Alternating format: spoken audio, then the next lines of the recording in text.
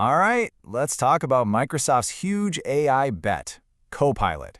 It's being sold as this incredible tool that's going to completely change how we work, especially inside the one app we all have a love-hate relationship with, Outlook. So the big question is it really the game changer they say it is, or is it just another overhyped gimmick? Let's dig in.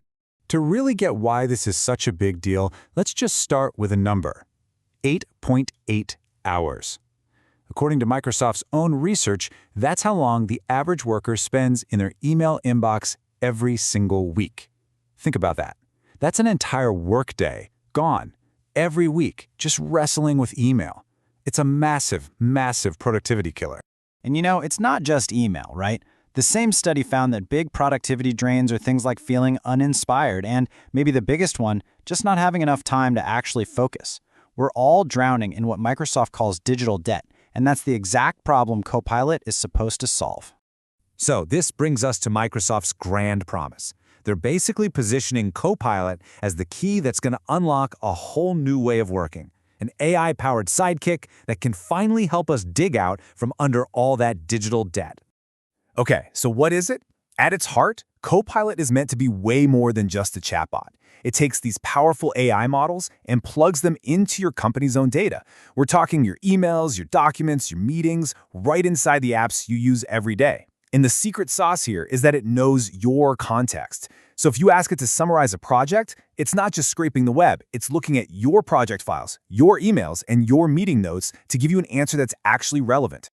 Now, when it comes to Outlook, Microsoft is promising some serious new superpowers. I mean, imagine being able to instantly summarize those monster email chains you just got added to, or drafting a new email in your own style with just a simple command. It even says it can coach you on your tone and help you schedule meetings without all that painful back and forth. And of course, Microsoft paints a very, very slick picture of what a day with Copilot looks like. So you've got a salesperson, let's call her Cassandra, who starts her morning asking Copilot to find any emails from new potential clients. Then, before a big pitch, she has it pull up key tips from a recent sales meeting. And after it's all done, she just tells Copilot to draft a thank you note based on what they talked about. Seamless, right?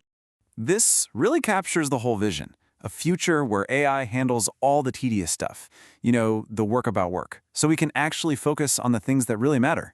It's a super optimistic and, honestly, a really compelling promise. But does it actually hold up when real people start using it? So, let's step away from the polished marketing slides and jump into the messy world of user forums, because this is where the story gets, well, a lot more interesting. Let's just start with this absolute gem from a Reddit user. You ask your futuristic AI assistant to schedule a simple meeting, and it books you an appointment 6 years from now. I mean, it's hilarious, but it's also a perfect example of how this amazing AI can just completely fall on its face.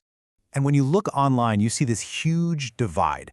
On one side, you have people calling it a total game changer. One user said the email summary feature alone saved them 3 hours of catch-up after a vacation. But then, on the other side, you've got a whole chorus of critics calling it functionally useless, underwhelming, and some even say that simpler tools like Grammarly actually do a better job. And for a lot of people, this quote right here just nails it. The comparison to Clippy, Microsoft's famously annoying and not so helpful paperclip assistant from the 90s, is just brutal. It really suggests that for some folks, Copilot feels less like a helpful partner and more like an annoying distraction. Okay, so this huge split in what users are experiencing brings up a really big question. If regular employees are having such mixed results, why are massive corporations spending a fortune to roll this out to thousands and thousands of people? What's going on? Seriously, what's the real reason these huge enterprises are buying in? What are they seeing that the average user might be missing? And boom, here's the answer, perfectly laid out by another Reddit user. For big companies, the killer feature isn't summarizing emails. It isn't drafting replies. It's security. It's all about knowing that their incredibly sensitive data is safe. This is the absolute core of the promise for businesses.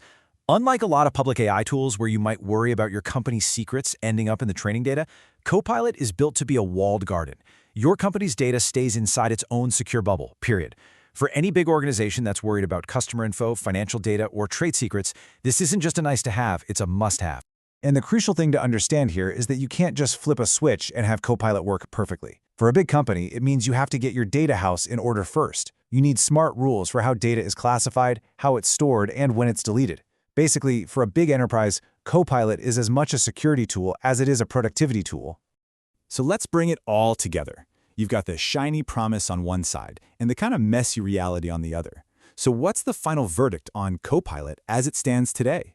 Well, despite all the complaints you see online, it's really important to look at Microsoft's own internal data.